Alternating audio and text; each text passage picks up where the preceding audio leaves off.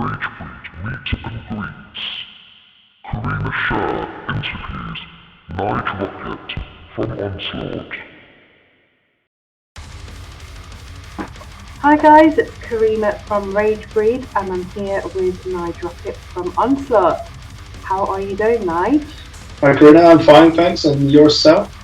Yeah, not bad, just recovering from COVID, but apart from that, still doing the stuff that I need to do. It's all good. Cool. Was that from Bloodstock? It was. But I must admit, it was an amazing bloodstock. Yeah, it was very good. Luckily, I didn't have the misfortune of getting anything horrible, so Yeah. I got lucky, I guess, because a few people have got it by all accounts. Yeah, I've been seeing a lot of statuses and stuff that people have got it, but yeah, your performance bloodstock was amazing. It was really, really good. Thank you. Yeah. What was your best moment for that then? Was there any particular songs that really stood out? I don't know. Really, it's all such a blur. Because we haven't played for 18 months, and it was just the adrenaline was just so pumping. When we went on stage, and I didn't realise half the things what was going on behind me or in front of me half the time. But I've seen some videos back, and there was a clip from behind me from one of our crew took some video footage when we played 666, and the crowd was just insane. It was just like a sea of madness, It was amazing. That's really, really cool. Yeah, I mean, I remember seeing you. We were sort of down the front, sort of right on the side, if you like, around the front end, and that was really, really good. And we managed to cheer you on and take some pictures and video footage. Cool. What was it like being a headliner for Bloodstock for one of the days? It was very cool, especially to headline the first day as well, because, as I said, everybody's been away for so long, and I think we were the first headliners of the first and best British metal festival, So that was a major honour for us. I mean, we've done Bloodstock now. I think that was our 5th time, maybe. Wow. But I think this was the most exciting and impressive for us, Obviously, the circumstances played a big part in that, but we just had such an amazing time, and the fans seemed like they had a special time too. Absolutely. So tell me a little bit about Generation Antichrist then. So that's one of the albums that's out. What were your influences for this album? We went back to our roots basically for a lot of the ideas, back to the motorheads and discharges of this world, sort of stripped things back a little bit from what we've done on previous albums, kept things a bit more raw. It was had a lot more punky edge to it, I think, and especially with tracks like Perfect Day to Die, you can hear the big Motorhead influence and stuff like that. And we actually used, I think, 2 or 3 riffs from the band back when we began, 82, 83. There were some riffs what we had lying around from them, and I decided to pinch them and use them because they felt kind of relevant this time. Yeah, that sounds amazing. What is the writing process then for Onslaught? Is it mainly a couple of people that do the main writing, or would you say it's kind of like a group thing where people would come up with riffs now and again and share? I think mainly I wrote a majority of this record myself, because obviously the last 2 studio albums of Sounds of Violence and 6, I kind of co-written with Andy Russell Davis, who's obviously no longer in the band. So Wayne had only recently joined Onslaught when we'd started writing, and I didn't feel he was in the right place within the band, in the right headspace to kind of deliver a lot of material. He made some amazing contributions, which is very cool. And I think when the next album comes around, he's going to play a much bigger part in the writing process for that, because he's obviously lived with the band now for for 3 years, and he knows kind of what's expected and where he needs to be with the writing. So yeah, I mean, I wrote a majority, but as I said, Wayne played a big part in that, and yeah. So I mean, I'm getting the guys to throw in riffs for the next album already. We've got all the track titles, the album title, Wow. in place. So it's just kind of putting the rest of the jigsaw together now. Yeah, so you're already working on the next album. Yeah. I mean, I don't want to write too much material yet because we're not done with Generation Antichrist. You know? Yeah. It's been out for a year, but we've not toured it.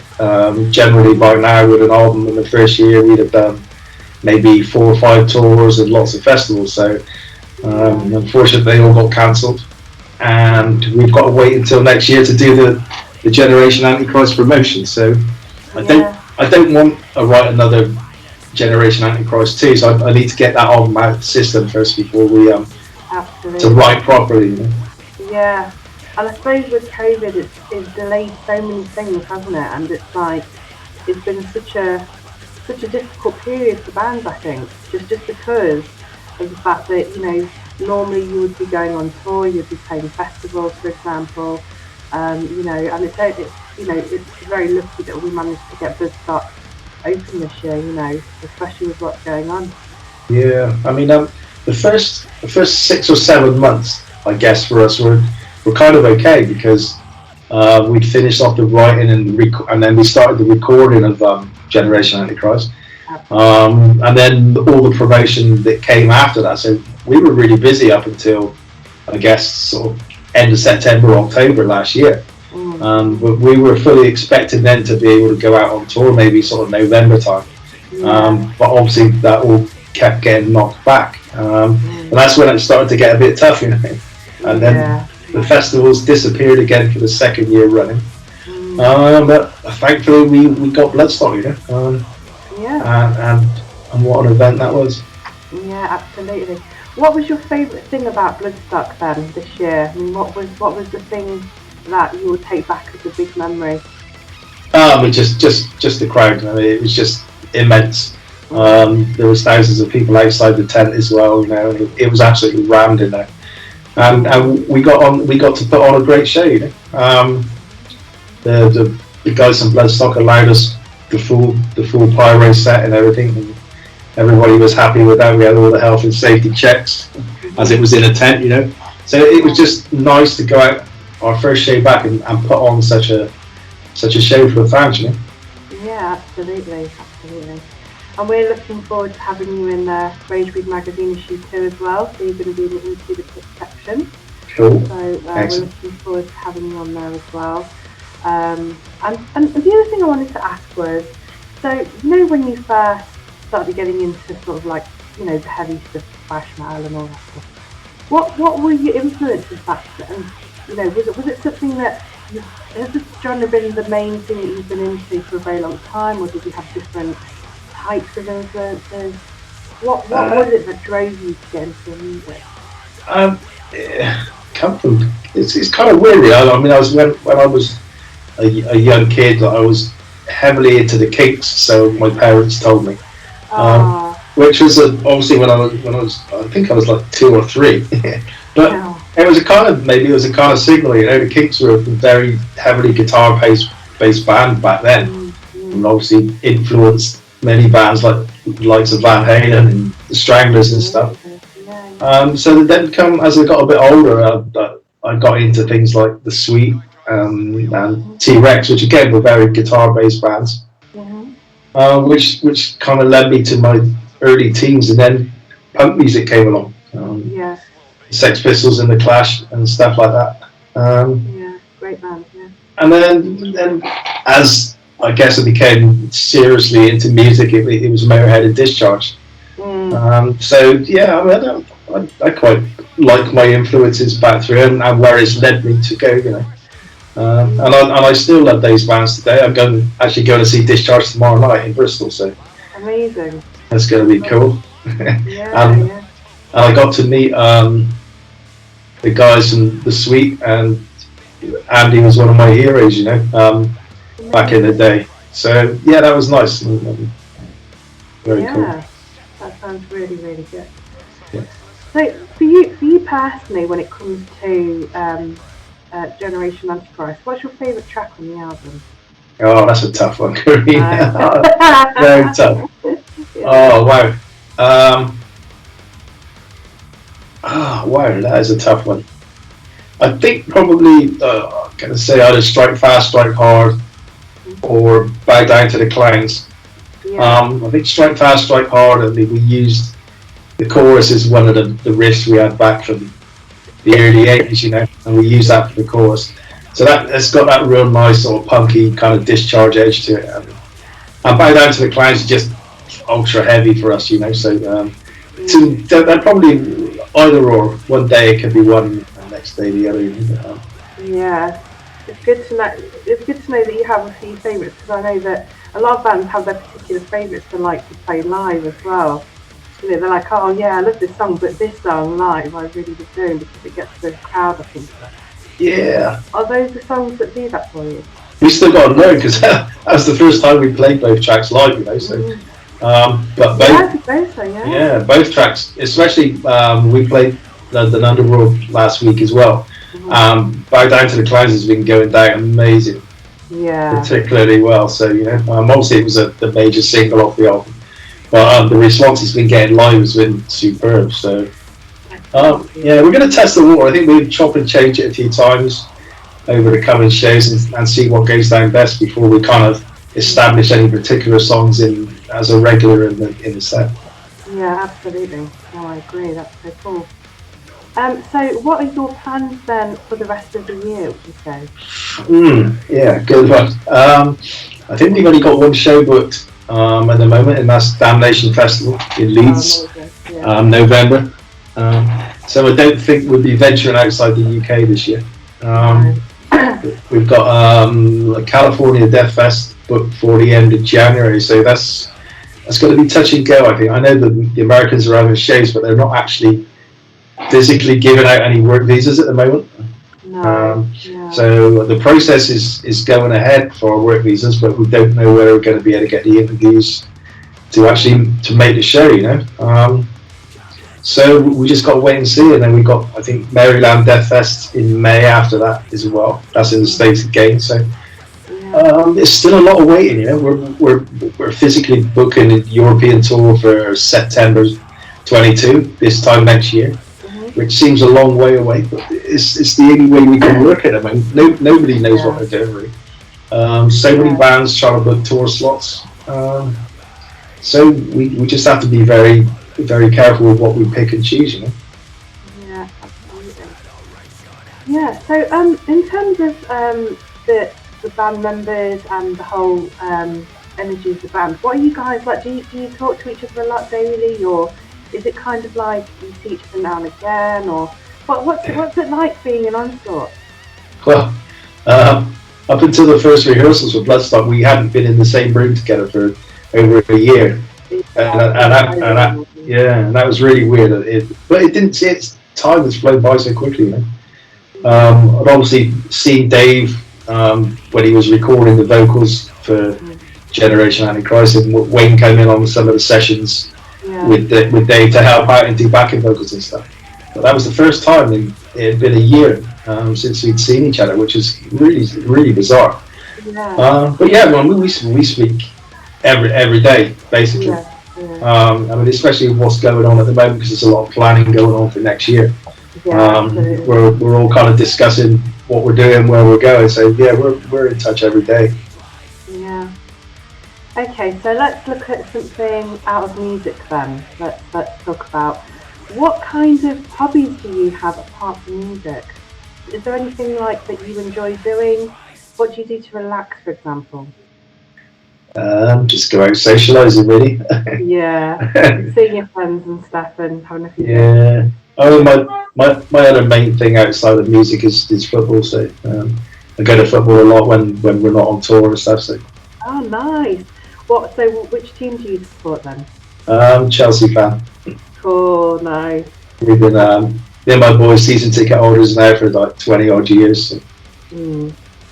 Did you watch the main football game then, the England one? No, I'm not a massive England fan. No? Oh, okay.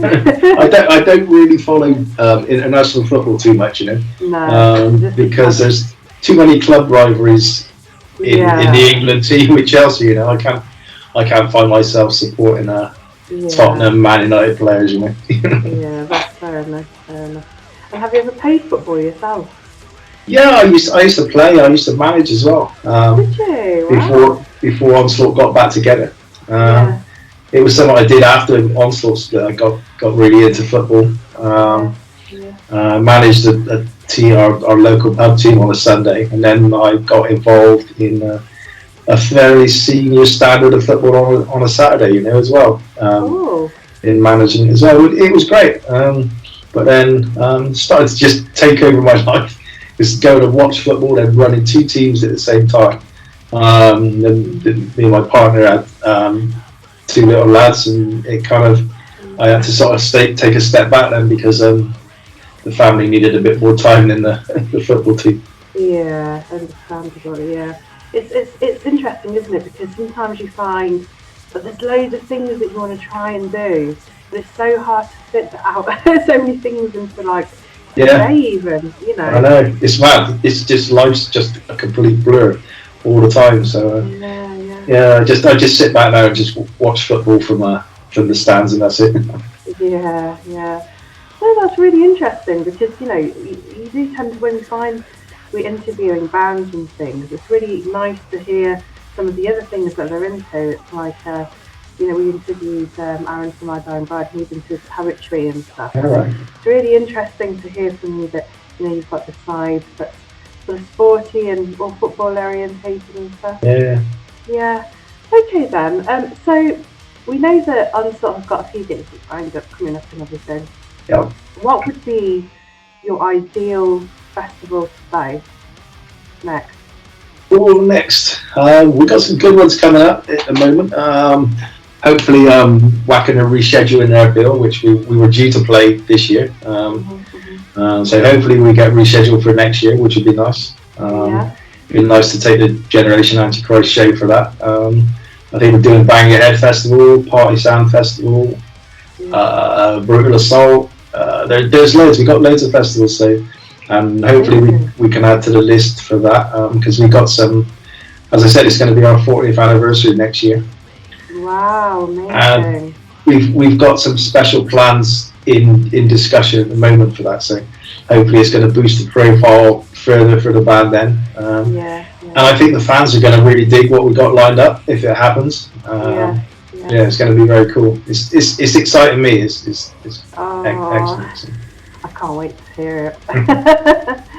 Okay, well, brilliant. So, thank you so much for the interview, Nige, and really glad to see that even though COVID's happened, you've still managed to get an album out there. You've played Woodstock. You've got some great plans in the pipeline. And it's amazing to see. So the new album I've really, really enjoyed as well. So it's really great to hear you, bringing out great music, and also, completely. I mean, you smashed it at Woodstock. Like that was a brilliant gig. Thank you. I'm so impressed with that. So you'll get some of the footage up on that on the Ragebreed TV site as well. Excellent. Thanks, Karina. It's been an absolute pleasure. Yeah, absolute pleasure. Speak to you soon. All right, take care. Take care. Hope you feel better soon. Thank you. Bye. Bye.